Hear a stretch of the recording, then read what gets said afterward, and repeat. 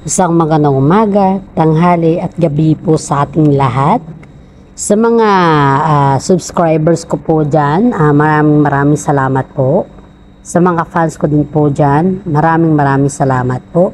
Sa mga netizen din po na sumusubaybay sa aking content, maraming salamat po. Taos puso po akong nagpapasalamat sa inyo dahil kayo po ay sumusuporta sa aking content.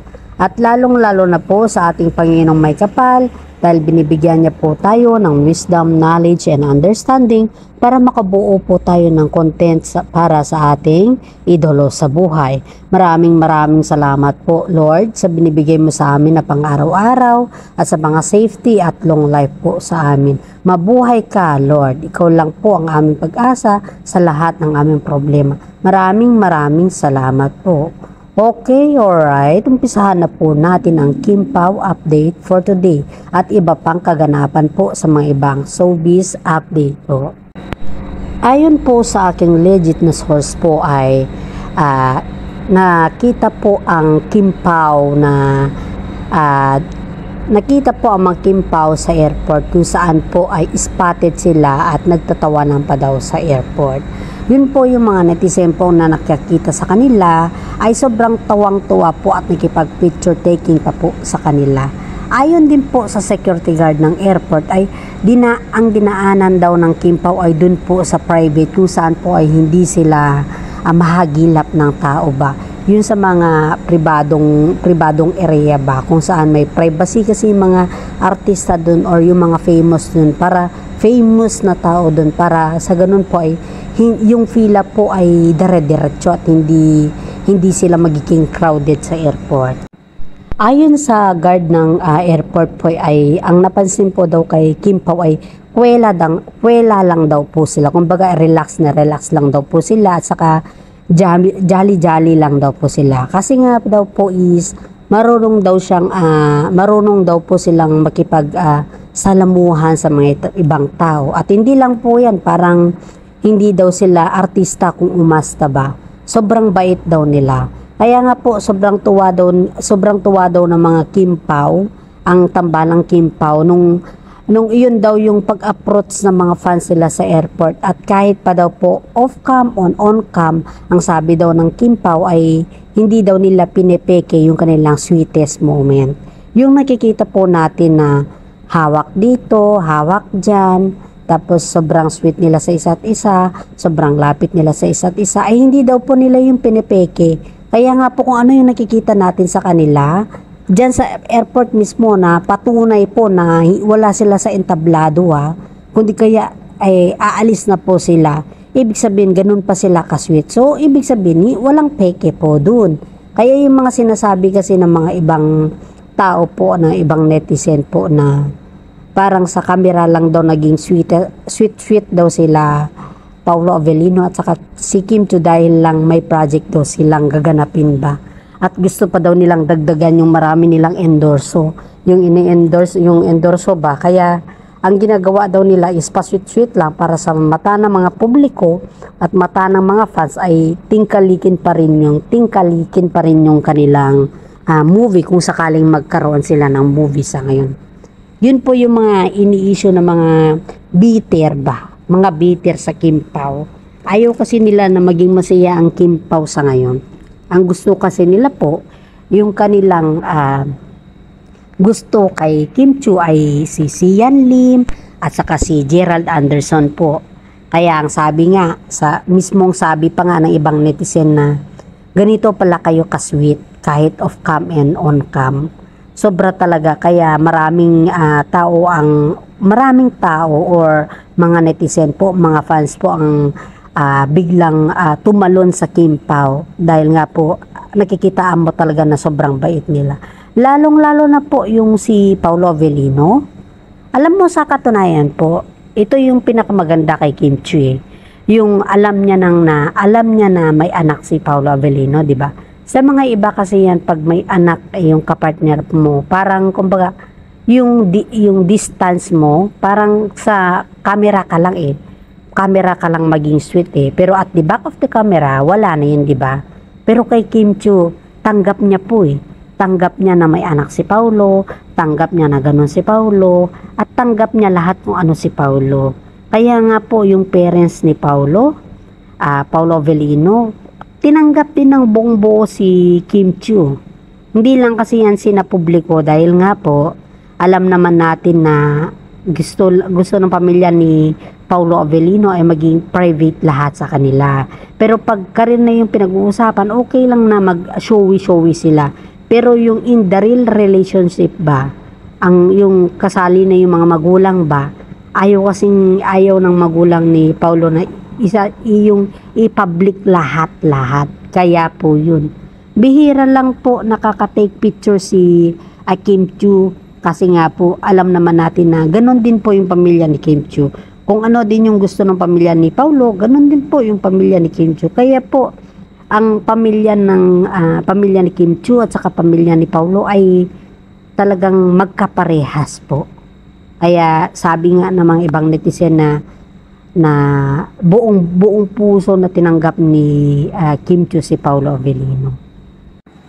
Sa kabila po ng kontrobersiya sa kanila, sa mga pagiging negative nila, sa tambalan nila po na kesa napipilitan lang daw si Paulo umarte dahil daw yun daw yung utos ng management na kailangan daw niya umarte dahil nga po si Kim Chiu ang kanyang katambal at si Kim Chiu lang daw po yung medyo highest to the level na para sa aktingan ba. Parang kumbaga sabayan ni Paulo si Kim Chiu sa kagalingan.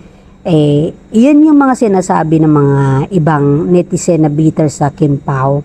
Pero alam nyo po, wag naman po tayong mag-judge na kung nakita mo si Paulo na tahimik, iba naman yung Paulo na sa pelikula ba.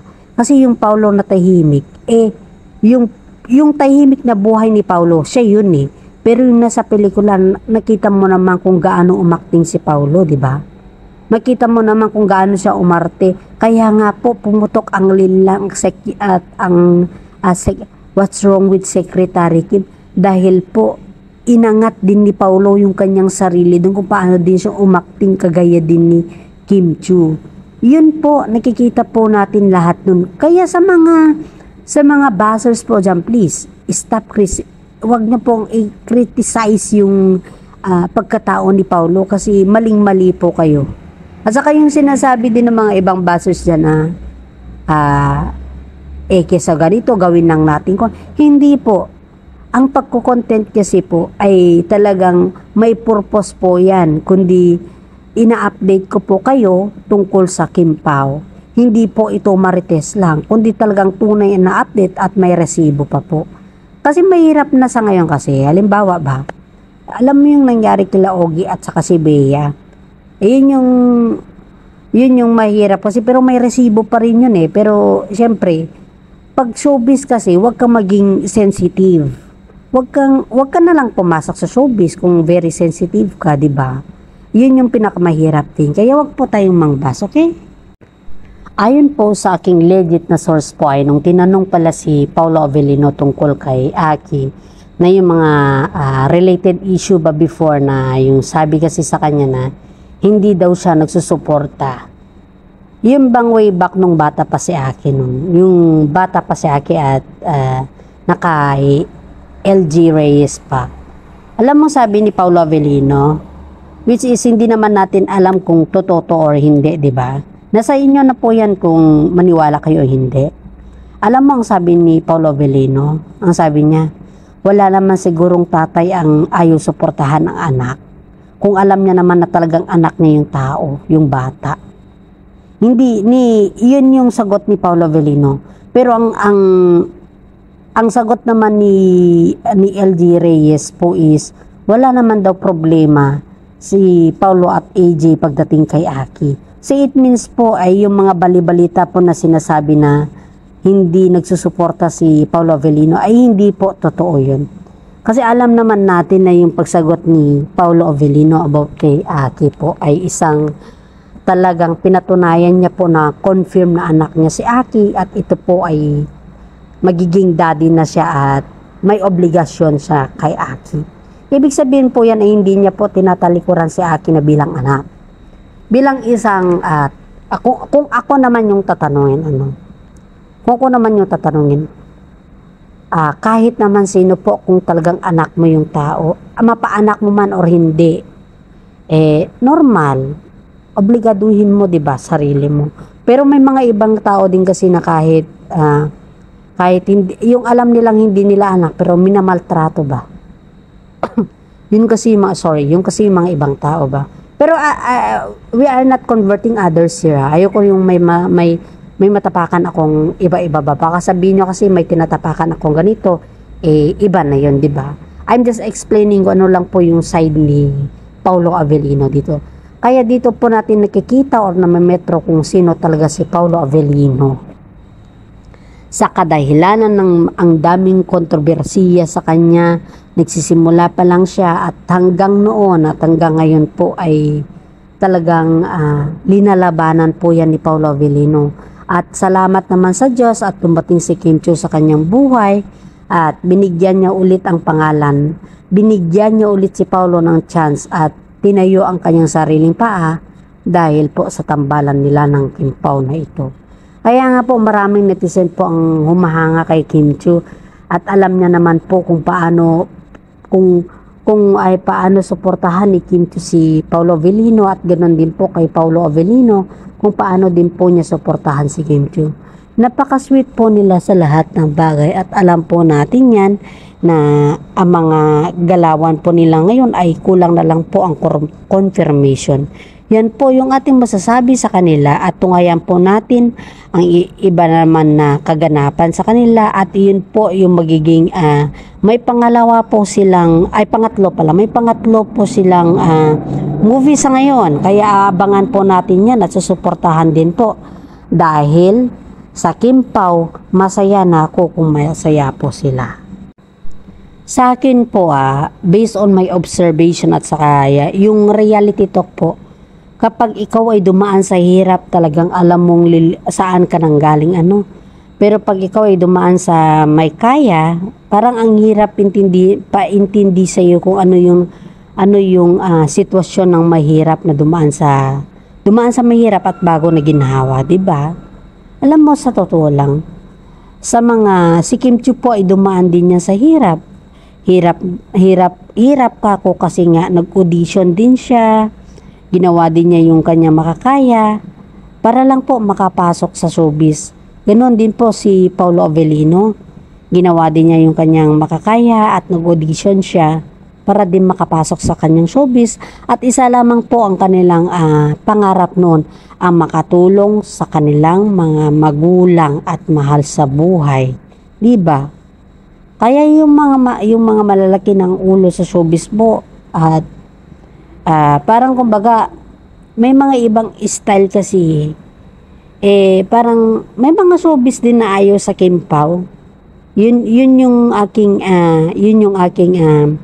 ayon sa aking puting ahas ba. May marami din pala sa showbiz yung mga kasama nila Kim Chiu at saka si Paulo Avellino sa loob ng showbiz na ayaw ang tambalan ng Kim Pao. Dahil daw parang hindi daw bagay dahil si Paulo daw ay may anak at saka si Kim Chiu daw ay dalaga. Parang ang bagay daw kay Kim Chiu ay yung single ba na walang anak, parang ganun. Pero hindi lang kasi nila yun nasasabi sa harap ng sa harap ng Kim Pao dahil po siguro nahiya naman sila. Sino ba namang tao magsabi sa harap ng ganun ba? Napaka-offensive naman yung kung tutuusin natin, di ba? Karamihan kasi sa showbiz sa ngayon ay yung plastikan bang nangyayari. Pero sa mga fans pa nga po kapag sinabi mo na ganito ang Kim Pao, ang pangit ng Kim Pao, syempre kapag solid Kim Pao ka po, talagang ipaglaban mo yan. Si Kim Chiu nga, pinaglaban nga si Paulo Avellino. Tayo pa kaya na fans ng Kim Pao? Na Kim Pao lang ang nagbibigay ng inspirasyon, lalong-lalo na po sa mga nanay natin na senior citizen na at saka mga magulang po natin na idolo rin nila ang Kim Pao, di ba? Kapag nakikita ko ang Kim Pao na magandang performance, nakikita ko yung nanay ko na ang araw niya is maganda, parang walang problema. Kaya ko to kinontent dahil alam ko na ito din yung magiging inspirasyon sa nanay ko. At kesa naman maglungkot-lungkot siya dan, siyempre ang mga matatanda, yung mga may edad na ba, kailangan din natin silang pasayahin. Kaya po ako nag-promote at kaya ako po sinabi at nag-content ng Kimpaw dahil po sa aking mga magulang. Dahil sila po, ang Kimpaw po ang parang inspirasyon po nila. Mapa afternoon, morning at evening po, puro Kimpaw update po sa mga yan. Pag may mga nababalitaan po sila about sa Kimpaw, talagang, ano daw nangyari sa Kimpaw? Ano daw update? Paano yun? Ano sa update sa kanito? Siyempre, ako na bilang anak ay ginagawa ko talaga. Tinahanapan ko sila ng kasiyahan ba.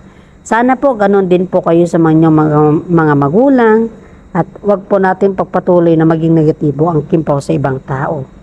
Lahat naman tayo po may mga idolo sa buhay, di ba? May mga sariling love team na kung saan po, kung sino po sa kanila ang bet natin. To be honest po, ang unang vlog ko before is ang Katniel, kasi parang botong-boto rin yung mga parents ko sa Katniel. At nung nagkaroon ng aberya, nagkaroon ng mga chismis ba, ng mga issue na not cleared pa, parang nakita ko yung kalungkutan sa mga mukha ng aking nanay, mga magulang ba, na parang epektado sila. Epektado po sila dahil mga Katniel po sila. Sabi ko, bakit apektado din yung mga nanay ko, mga magulang ko sa showbiz? Iba naman mga yan. Dito ko talaga napansin na ang laki pala ng impact ng showbiz sa tao. Kapag idolo mo at solid ka sa isang tambalan, talagang pati ikaw hindi ka na makakain kung may problema ang isang tambalan ba. Kaya nung kasagsagan na ng issue ng Katniel, ay nakita ko din yung kalungkutan ng aking nanay. Parehas din sa aking tatay, parang lugmok na lugmok sila na hindi ko maintindihan. Kaya buti na lang at dumating tong Kimpaw, tambalang Kimpaw ba, yung start ang linlang. Ay sa prime time, dito na nagsimula at dito na nagkaroon ng excitement na naman yung aking mga magulang. At dito ko na rin nakita yung ngiti sa kanila. Kasi tuwing gabi ba, alam mo yung remote, inoorasan yung advertisement. Siyempre, ililipat mo yung remote ba, pag yung may advertisement na lumalabas, kailangan mo ilipat sa ibang channel. Ayaw nila. Ayaw po nila. Ang gusto lang po nila is yung kapag linlang na mapapanood nila ng umpisa hanggang sa uli, kahit may pa-advertisement pa po yan. Hayaan mo na lang. Kesa naman po magbukbok yung nanay mo at hindi niya mapanood yung umpisa at hanggang uli, di ba? Ganyan ko po kamahal ang aking mga magulang. Kaya nga po nagkaroon ako ng content ng Kimpaw at nakipag-usap ako sa mga ibang kasama sa mga showbiz para matulungan po nila ako at makapag-update po tungkol sa kanila. Where in fact na hindi po alam ng mga magulang ko po na may mga kaibigan po din ako sa showbiz.